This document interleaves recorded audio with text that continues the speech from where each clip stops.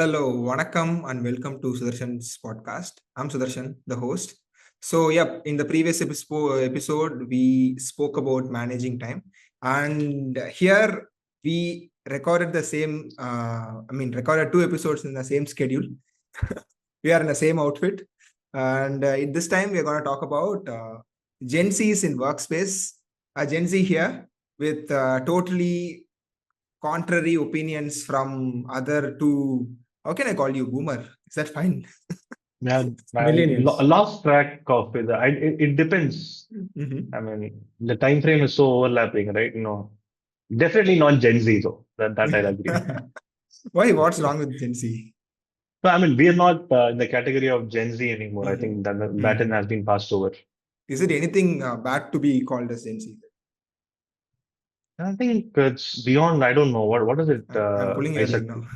The definition. I really want to understand as well, right? Mhm. People always say like 90s kids something to it, but then Yeah. technically end of 80s also, Nangalong will hop onto that bus. Hop onto It's it. that kind. Yeah. See, Gen Yeah. Z by itself is a people, there's a proper definition, but then people also like this side, I'm also Gen Z, and that side, I'm also Gen Z, that kind of a thing. So, Yeah. yeah, Yep. the definition varies. Yep. It's more So before mindset I, than the years, to be honest, that I've seen. And it's very sorry. harsh, right? I mean, it's a very unforgiving kind of a tag as well. Yeah. Yeah. Yeah. Before I begin this, people who haven't watched the previous episode, I would like to introduce both Rajiv and Isaac. Rajiv is a senior director of product at Lead Squared, and Isaac is a vice president of product at Zosode. Yep. Hi, both of you. Hi. I hope you're not Right. asking us to do oath taking again. No, not this time. Yeah. Cool. So, yep, in the recent times, I've been seeing a lot of tweets, and also even while starting this conversation, right? We had this funny conversation on Gen Zs. I'm seeing a lot of tweets bashing Gen Zs, saying they are entitled, lazy, don't have work ethics. I'll also put this screenshot of the tweet which I shared you over WhatsApp, which is a dude in some company worked till 8 p.m. Gen Z dude, okay. Then the next day he's sending his manager, I'll come to office by 11:30 because I worked 2 hours extra the day before. So yeah, multiple things like that, and also I'm seeing other extreme where these young folks putting 16, 18 hours of work day. Uh, how much do you agree on these, Rajiv? I mean, it's a difficult question to answer, Mhm. right?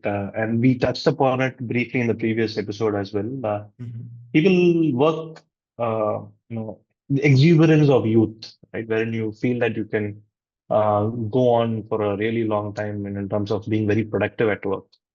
And eventually it tapers. You find that soft spot, sweet spot. Right? I spoke about the example of very early in my career, spending 9 hours, 15 minutes at work, 2 hours commuting, 2 hours post that as well, right? I mean, 2 hours in the morning and 2 hours in the evening. But that's, more people are, um, moving closer to their workplace. Some people are connecting remotely and they end up spending more or less the same amount of time, right? If not a bit longer. There are times when we'd pull out all-nighters just to ensure production stuff is settled. That happens, but the burnout aspect is real, and the sooner we are able to check ourselves, else we risk wrecking ourselves, right? So as to speak. Yeah. I would like to touch on the question again. Is Gen Z being called as entitled, lazy, do not have work ethic? Is that true? I don't think that is right. So there'll always bad apples, Mhm. and see if before we had all of these titles permeate into the Indian culture, right? Mhm. There was one famous term which is "Inda kalathu pasanga," Mhm. right? It's been going on. My grandparents and people even before that they were all saying "Inda kalathu pasanga." The kids these days, right? And then unknowingly, they were talking about the next generation. And, right now we've got labels to these, but then things don't change, right? Whatever was, marked as taboo early on, right now it isn't. It's pretty much out there open. I don't think Gen Z by itself is entitled. I think you have examples of entitlement at every single stage. I know people in Gen Y, even before that, baby boomers, being entitled as well. There are examples. I don't think so. See, people have had it easy. I'd say Gen Z is having it easy, so as to speak. But at the same time, they are dealing with a lot of unique problems. I don't think anybody else before them, have had that kind of problems to deal with. Right? I think tagging it saying they take things for granted isn't, the most wisest approach. But then there are quite a few examples where people, give a PC, right? Or there is this, we are all accustomed to the 10-minute delivery thing, right? That we expect 10 minutes of delivery for things which traditionally take 8 days. But it's the same set of people who kind of challenge those norms, and then we've got 10 minutes of delivery right now. So it depends upon which lens you want to apply to it. Isaac, what's your experience with working with the Gen Zs?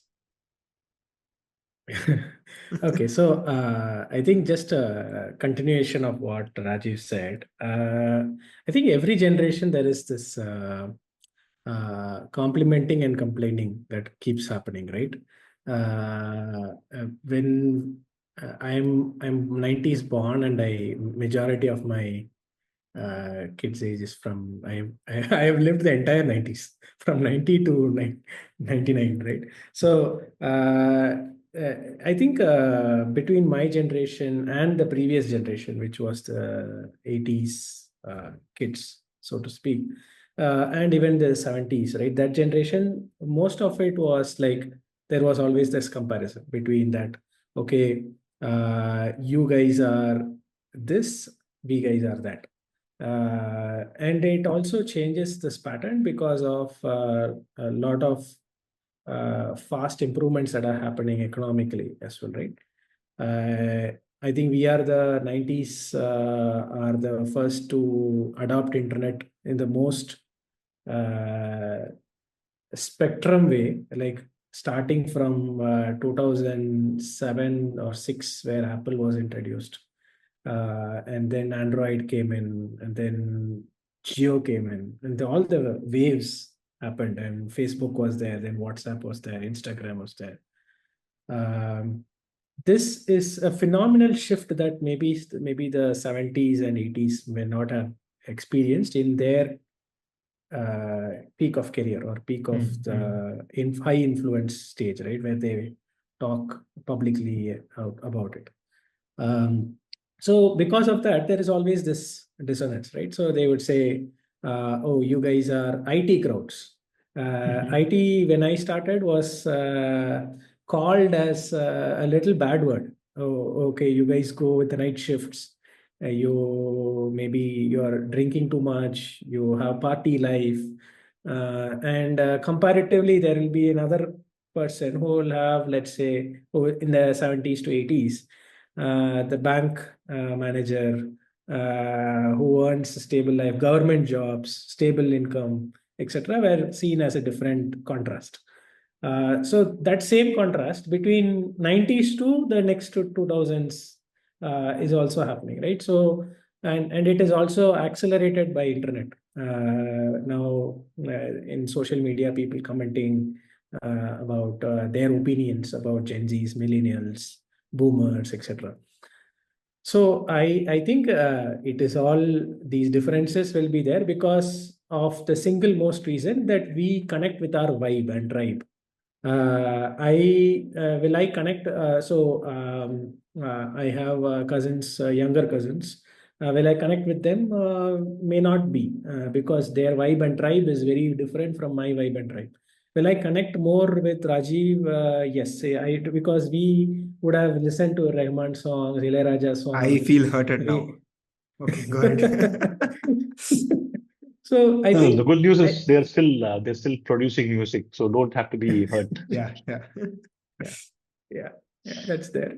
But I think that that vibe connection is getting misused, and saying that okay, now I put a contrasting line between the two Mhm. and start commenting about each other. I think that is something, it's a noise. I think you can figure it out as noise between all Mhm. the good things that you can extract from it. How are they at work? I think I am learning a lot from the Mhm. next generation of folks who have who has kind of like I would say has seen they in their life as well. Someone who is at 24, 25 right now, they would have seen the two extreme. They would have born with internet, or when it was at peak, and then now it may not be like oh wow, this is like something big for them. It is norm.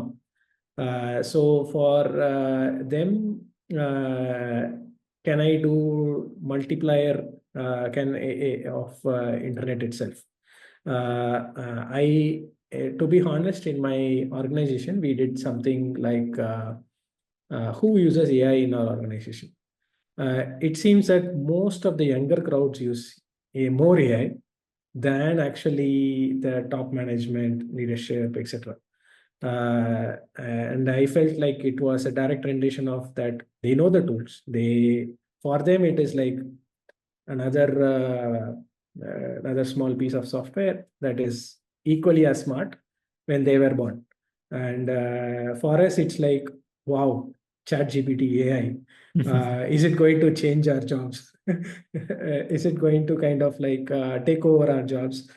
I think that's it is just perspectives, right? So I feel they do. I see definitely a contrast of work. We can talk more in detail between both Gen Zs and millennials. But yeah. Cool. Uh, so to sum up what you have said, Rajiv said that there is always this thing, this generation people, and Isaac is saying Gen Zs or the younger generation keep both of you relevant to what's happening in tech or helping you be relevant. Yeah, cool. And one thing I would like to double click on is Rajiv said these younger generation are facing unique problems. What are those unique problems which you didn't face in It's your 20s? See, somewhere around the mid 2010s, right? Mhm. Will Smith gave an interview, and Mhm. Jaden Smith had posted something on Twitter, and there was a lot of backlash. I don't remember what the incident was, but I remember Will Smith talking about it. And this guy, his son, Jaden, posted on the internet, and there was a lot of backlash for it. And the host was asking in a conversation with Will Smith, saying, "What's different now? The kids these days, the same thing." And he said, I did the same stupid stuff back then in my age. Will Smith says this. But back then, I did it in private. Right? There was no social media. So just that's the only difference, right? I don't think we've changed fundamentally, just that um, how content is consumed has changed significantly, right? Sudarshan, Mhm. have you ever learned how to fill up a Telegram form? No, I don't know what Telegram Eh, is. Yes. See, I mean, for everybody else, it will be like an application where it's an encrypted end-to-end application to send messages, right? But honestly, no. So Telegram is something that you're not aware of, right?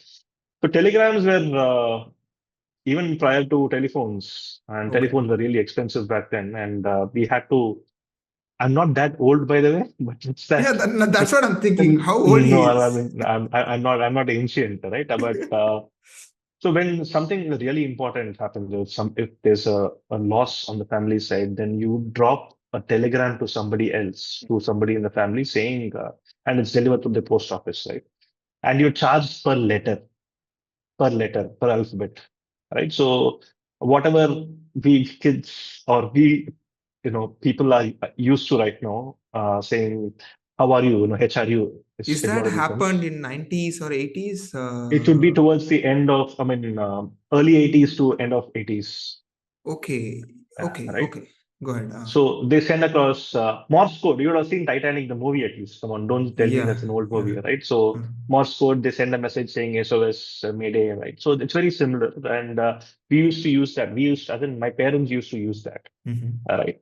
And nowadays it's become so easy, so accessible, right? I don't need to think twice. If somebody sends me a question mark on WhatsApp, and I get annoyed, right? But back then, it was just this thing, just question mark, full stop, and that's it, because you were charged for the full stop as well.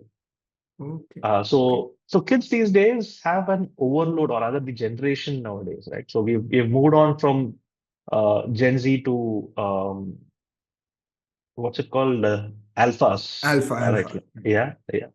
So and they've got their own unique problems, one which comes up with everything being accessible, right? So for people, I still know what a modem sounds like, booting it up to connect to the internet, right?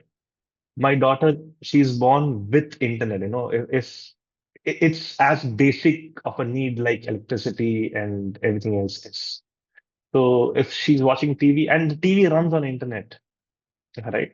I don't know who uses antennas anymore. So, these are real world problems, and it is very unfair for somebody to come in and say, "Hey, these were not problems. In my time, these were not problems," and it doesn't work anymore, right? Okay. So, yeah, we'll talk more about the unique Yeah, yeah, problems yeah. that they're facing, and I'll talk about some more pertinent examples interacting with the school students. But yeah, as we Yeah, progress. yeah. So one not an unique problem, but one unique thing I'm seeing recent days is I've seen multiple JDs, and in that I could see from company side they are offering a perk of we will take care of your therapy charges. So this is something I recently saw. I'm seeing it for last 2 3 years. But when I talk to senior folks, they don't find it relevant. So what do you think about it? Is that a unique problem which these Gen Zs are facing? Mental health, anything around that? So there was a question in the previous episode saying, why don't we do things differently? Why don't we, why does somebody take 16 hours to do something where I know that there's an alternative approach which can, compress that time into 6 hours, right? The same thing. I think people nowadays, be it baby boomers or Gen X, Gen Y, they didn't know that, they could do therapy, right? There are so many people that I know of, I interact with on a daily basis who would benefit from therapy. Therapy was looked down upon, right? If somebody needed help for their mental well-being, people were looked down upon, irrespective of which class they were from. I think with the advancing age, people are being more cognizant of you know, uh, these issues. They are acknowledging these issues, and acknowledging is the first step in solving a particular problem, right? If somebody says, I'm having a chat with the counselor, that's become normalized. And that's what Gen Zs have brought, that our learning has been from the current generation. But now, Isaac, I'm sure you'd have a ton of dealing with people who've undergone the same situation. Yeah, yeah. Actually, that's very true. It's just that back then the accessibility was different, and now the accessibility is much different. So the closest to a therapist was my church father, who I have to have to kind of filter out many things and talk, and then nowadays it is. He's listening, by the way. Yeah, and yeah, so the approach. So the problem exists. Yes, it exists. So there's each generation is facing those challenges for sure, but the way they have approached it is different for our generations. The intensity of the problem could be also different, right? Back then, I would say when Rajiv was talking about, you had today you are born with internet. You are having that accessibility of many things in front of you, overload. We were also overloaded equally with physical stuffs, right? Say cricket bat, and there is a ground to go and play. There are Sundays where you can literally have nothing to do. You can go meet friends. Now, suddenly, that cannot be a contrasting conversation. Today, also, the need for a friend is there, the need to play is there, the need to entertainment is still there, but it is manifested and utilized and approached differently by the next generation. So suddenly, if and that may work very well for them. Suddenly, that shouldn't be the way that it has to be contrasted and said, okay, you guys follow this. We used to do this. Suddenly, one does not become good and one becomes bad. Yeah. The same thing happened to us as well, right? So that's what I was trying to say between 90s and 80s. Kids, the same treatment of kids these days. I think if we can also follow that, let's not do the same thing for kids these days for the next generation as well. That should solve most of the problem. And yeah, so that's my point about that solution. Yeah. One more thing is these younger generation are easily offendable.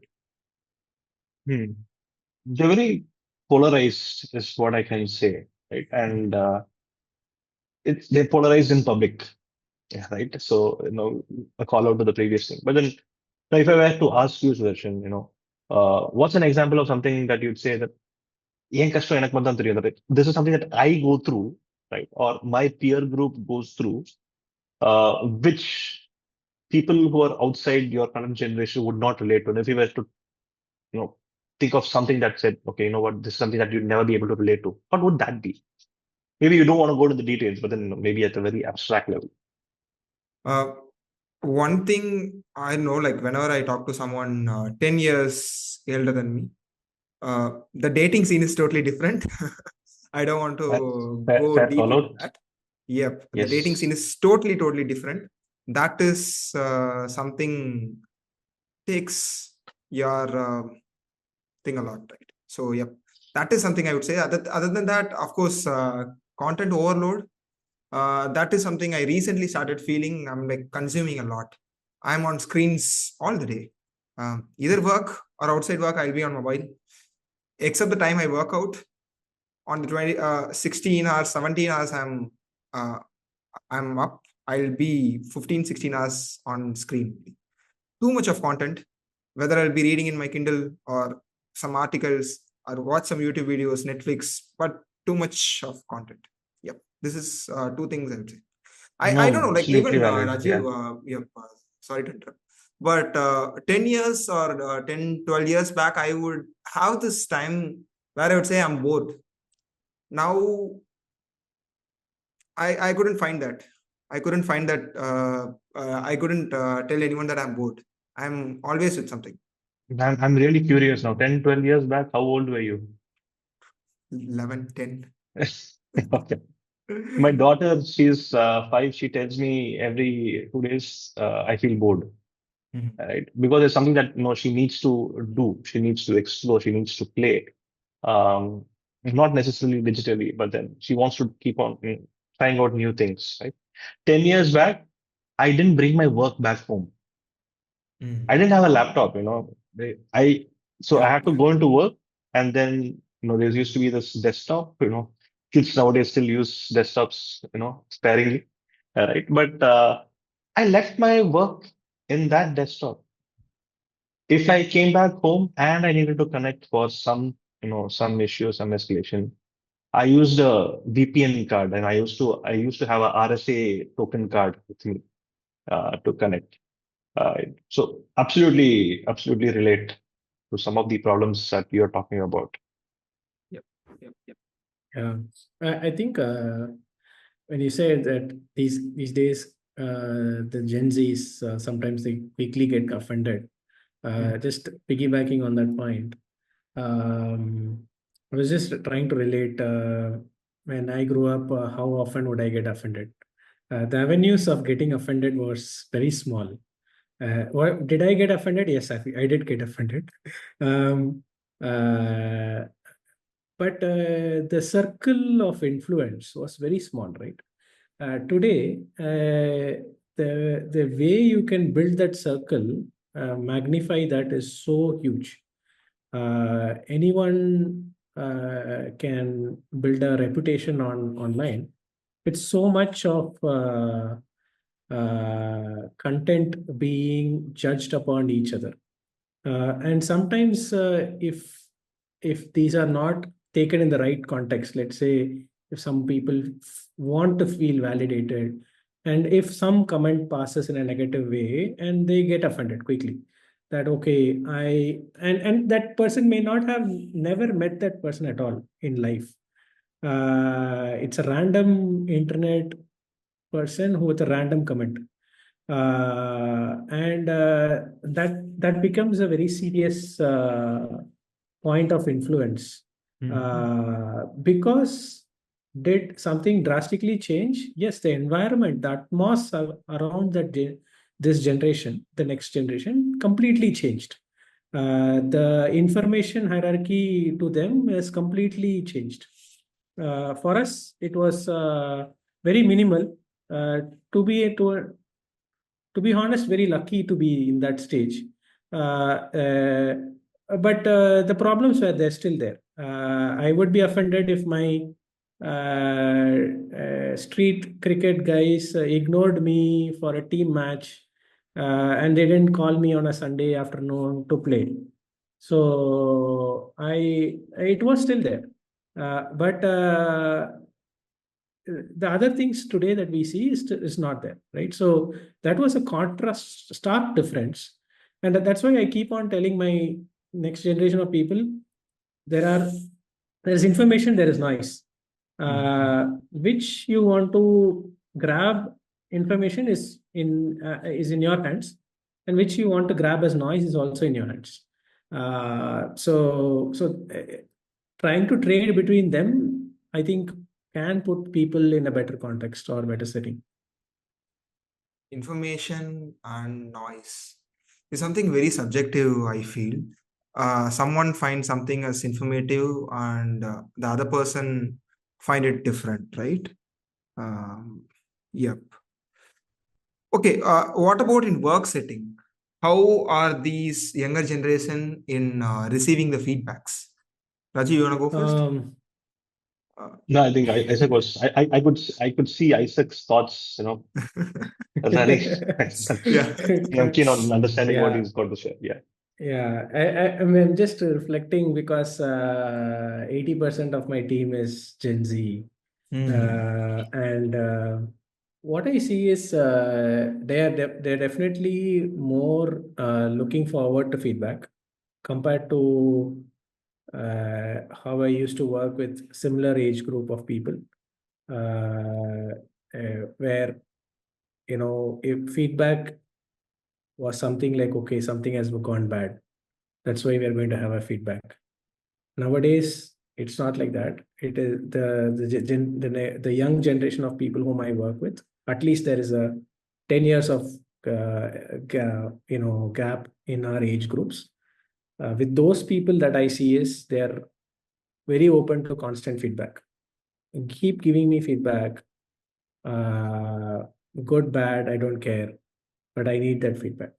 And I actually have tuned myself to that ritual, right? So can I build something for them where I kind of keep gathering feedback to my team, and have that very high impact conversation with them. For example, in my one-on-ones, which I do not call as check-ins, which I don't go into that call or meeting, or which usually happens over a coffee physically. I do not ask them like how's work, how is it going good, is it going bad, nothing like that. So it's more around, what can I grow? What can I do better? How can I,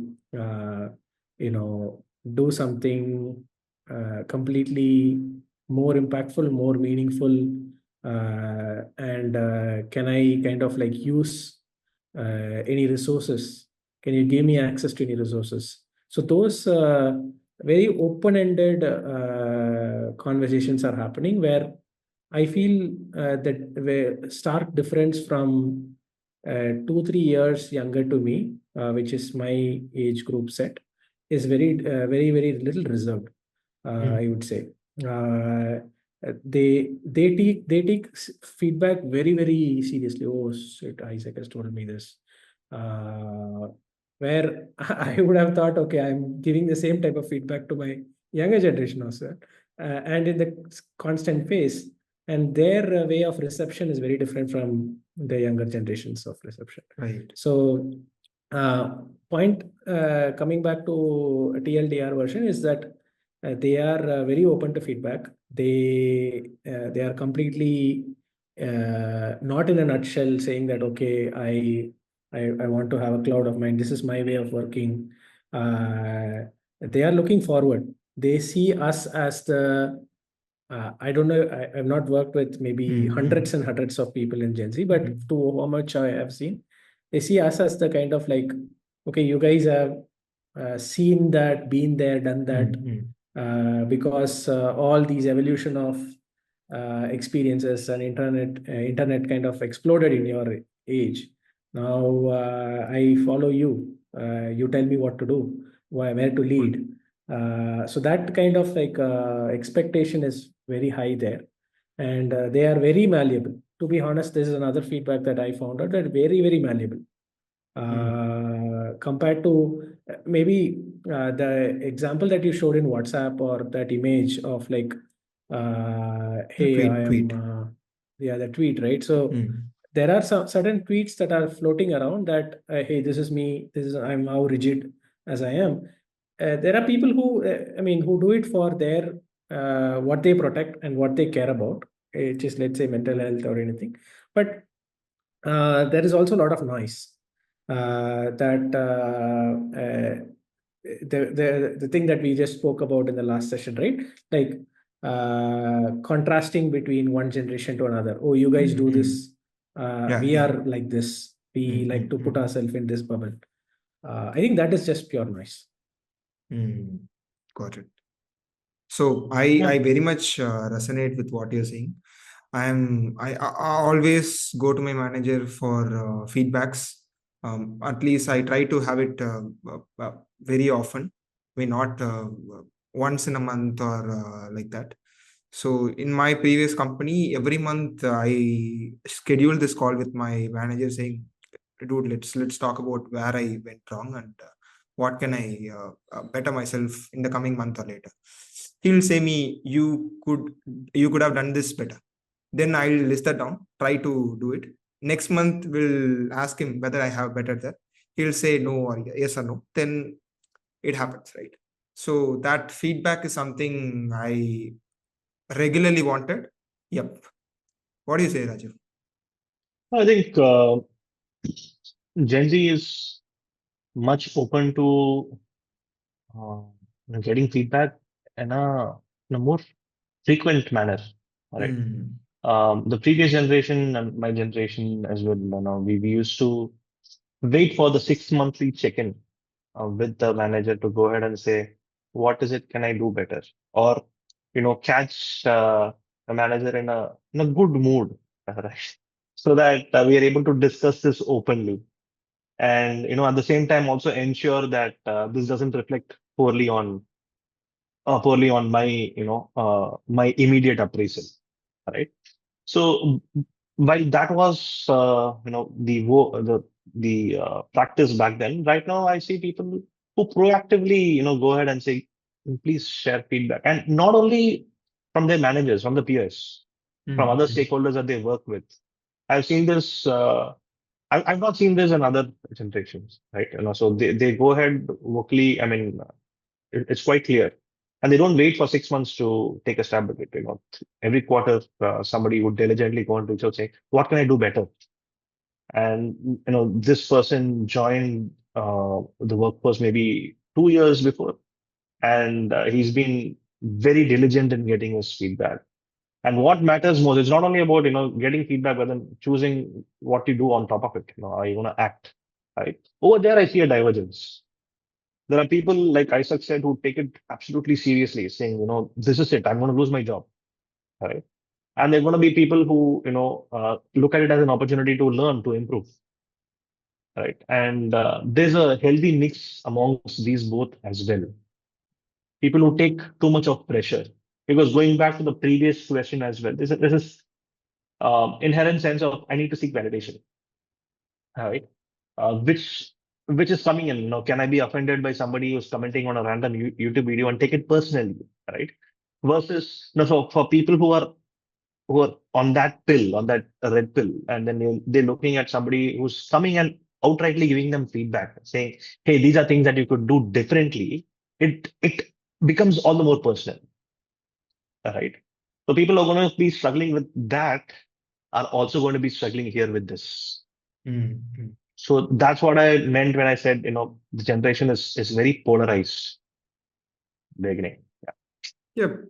Uh, I mean, thinking about what you said, yep, the seeking feedback is also uh, another way of getting validated for the work. One among the Yeah, things, yeah, I feel I could see among my peers is that we feel imposters all the time. Are we doing the right work? Are we doing the work properly? And this thing going on mind a lot. So that is one of the reason we go for feedback, maybe, and we try to better ourselves very often. Finally, we'll get to this question. Are these Gen Zs are people are hard to retain? Because I could see a lot of okay, again, coming to tweets and Reddit threads, right? These people do this, what is that? Silent quitting. Yep. They quit the company and don't inform anyone. That is happening. People are accusing that Gen Zs are people who is hard to retain. What do you think about it? I'd say they're hard to recruit. So, Okay. so 4 years back, the world went into disarray, right? Mhm. COVID came, and then that's when the first exodus started. People were, I didn't have to shift to a different city. I didn't have to shift to a different locality to join, in my new workplace. I could do it all remotely, which meant, Mhm. uh, salaries were climbing, the social expectations were climbing. People were getting more comfortable, moving, shifting jobs. People who spent a decade in an organization, they were shifting, right? Overnight, or rather not overnight, over the course of the first half of 2021, we had organizations with attrition rates as high as 50%, 60%. Mhm. A lot of churn. And that practice has kind of tapered down right now. We've gone into the reverse, wherein there's a retrenchment. There's people are finding it hard to justify valuations. People are looking to optimize, be sustainable. But at the same time, I said it's hard to recruit because uh, everybody's got multiple offers at hand, right? They're shopping, and more so with the more recent graduates, rather than somebody, maybe somebody with 2, 3 years of experience. It's really difficult. I don't know if a person would join me, join my org, join my team tomorrow. I've had people walk out saying, what, I took up a different opportunity. Overnight. There was somebody who said, can you delay the date of joining? Delay the date of joining. And this is from a different generation as well, somebody who's maybe Gen Y, right? And I said, can you delay the date of joining? No. And we said, okay, fine, fine, fine. And then 3 weeks later, he says, you know what? It's unfortunate. I think I wish things could have been different. But yeah, so that's the state of the times that we live in right now. So that's on the harder to recruit part. But on the harder to retain part, I think it's not as hard. I mean, it's as hard as we can make it out to be. All right. Uh, End of the day, the fundamentals haven't changed. That sense of belonging. Uh, what is in it for them as a individual? Is the team able to provide for that? And teams have also become really hard these days, right? There's this constant chatter. People have it takes a lot to adapt, right? And you would have heard, people quit, leave managers and not organizations. The other is also true. People also leave organizations, irrespective of managers. But at the same time, this is expectation, as I said, driven by COVID and all of that, that I'd have to shift jobs every 2 years, every 3 years, because that's the only way I can grow, right? And then there are examples which we conveniently ignore, where people have grown, even in the last 4 years, 5 years within the same org. So yes, I know, I'd say a good mix of both of these. Harder to recruit, harder to retain. But if you're able to put in the right kind of effort and make them feel that they're part of the community, work together as a team, I think that is something that we can work with. Cool. Harder to recruit. That's true. Yeah. Yes. What do you think, guys? I should know. I should know, Sudarshan. No, we've been speaking even before you joined the org, right? I mean, I wasn't really sure. Sudarshan going to join? Right. Yeah, but then thankfully you did, and then it's been great going since then. Yeah. Yep. What do you say, Isaac? Yeah, so harder to retain, it is true. I mean, I am lucky to be working with HR tech softwares for about Okay. a lot of time now. Yeah. And I have seen this data from backend, right? So in a lot of companies, there have been a lot of modification in their policies, in their behavioral aspects, in their program aspects, to keep this crowd very, very highly engaged. And this, what have they done? They have put budgets, they have put people, and to do that kind of, and they have moved certain policies within the organization to retain them. And very first principle question, when I keep asking those folks who are the policy makers, the policy enablers, why do you do this? The one answer I keep getting is, we as an organization have to evolve to the next upcoming workforce that is going to be the fundamental part of the value chain in this organization. And if you look at the momentum of all these high valuation, low valuation, and everything, right? There are significant, to a large extent, we all work in tech, right? To the listeners as well, and a great deal of that is enabled in the last 20 years, and it is just accelerating. It's just accelerating more and more. Which means in this context, if all these tech companies are going to compete against each other in the same old rituals and same old policies that were built for a different age group of people to retain a different talent of people, it's going to be very hard. I'll give you an example. So I currently work in this company which builds a behavioral product of recognition. They have a recognition award. There's a company which uses us. That company had a recognition in the award in the name of a person. This name sounded a little Middle Eastern name, and I've never seen that unusually. What is his name? And we talked to the HR about, why do you have this award in this name? So usual names I have seen is Star of the Month, Rock Star of the Quarter, Innovation Champion, all these things, right? Why is this unusual name of the award in this person, in a particular name of the person? And this person, the HR, told me a story that the person, the name was a Gen Z employee in that organization who had passed away for cancer. And and she was a star performer within the organization, and and the organization's triangle looked more towards the Gen Z crowd, where that is their triangle of how age groups were divided within their organization. And this came as a bottoms up feedback that she's a great achiever, she has contributed a lot, and we should have award names in that person's name. So this close of realism I have never seen reflect, and it came from that the Gen Z crowd, which was the maximum in that organization. And I feel the more that we are sticking to policies which are very rigid, it's going to be very hard to retain. And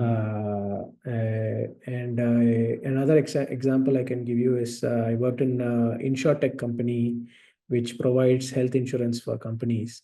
And one of the high important goal was to retain employees as a part of one of the benefit is insurance, and it's the second most benefit after your pay, right? Okay. And they had to reframe a lot of their policies to cover what is more aspirational to that group of people, the Gen Z group of people. What you talked about, mental health. The accessibility is very high today, so they're seeking to that. The fitness, health. Can you do proactive health management rather than reactive health management? Can you invest in that? So this companies and this product was used by almost all the top companies that are trading today, right? Swiggy to Zomato to everyone, and they changed those policies to retain this crowd. And if I were to think maybe 10 years back, would we have insurance clauses that covered mental health or fitness or food or hygiene? And no, it was not there. Data says it's not there. Now these are new construct of policies that are being brought in. And that's another real case of example that I could give. So I feel the next generation is them, and we should be very adaptable. In fact, I would say it's a very controversial thing I'm telling in a podcast. 10 years back, Go ahead, please. We would ask this question, right? In a boardroom sitting, how many women are there in that room? Now we don't ask that question because that population is there, solid. Okay. Now we ask another question: how many in that boardroom is Gen Zs, or the next level of population that is there?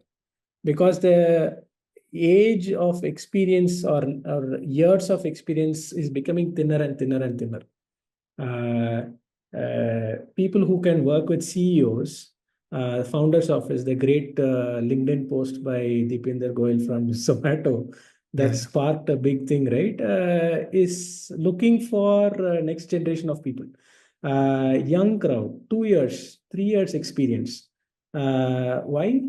Because these are accessible, fresh mind, very malleable mind. That's what we are talking about, right? So I feel that this change or not change, this is going to change. It's whether the company or you as a policymaker, are you going to adapt to it, is what is the reality. Yeah, fantastic points. I think, coming from HR tech background, gave you a lot of interesting stories to, share here, right? Cool. I think, from the whole episode, what I understood is there is nothing wrong with us. I got the validation now. Yep. So, yep. Yeah, Can so we the one we're thing all that I wanted to Sorry. no, the go one thing I wanted to on, say Isaac. is don't Uh, don't seek validation. That is the underlying thing which I want to say, that you are validated. Why do you want to seek validation? So and that's a fear. That's a, to be honest, it's another episode we can keep it in a podcast. Sure, that is a fear amongst a lot of young crowd that am I mean, there are outliers who don't show this fear, and they are very, very exceptionally talented. They're very, very, they're standing out very clearly. They don't fear. But there is one crowd which fears. If you fear, this is going to be a very tough scenario, because today, I mean, anyone is capable of climbing. Hierarchies are becoming flatter and flatter. yeah. Yeah. Anyone can be an important, crucial lever within the organization to add value. So I feel in that world, why do you want to seek validation? Is something which I give a strong note to the Gen Zs. Yeah. No, and the workforce by itself is reaping the benefits of Gen Z, right? A lot more awareness is created about things that should have been openly spoken about, decades of decades ago. So it's a good outcome for the larger workforce, for founders, for senior stakeholders as well.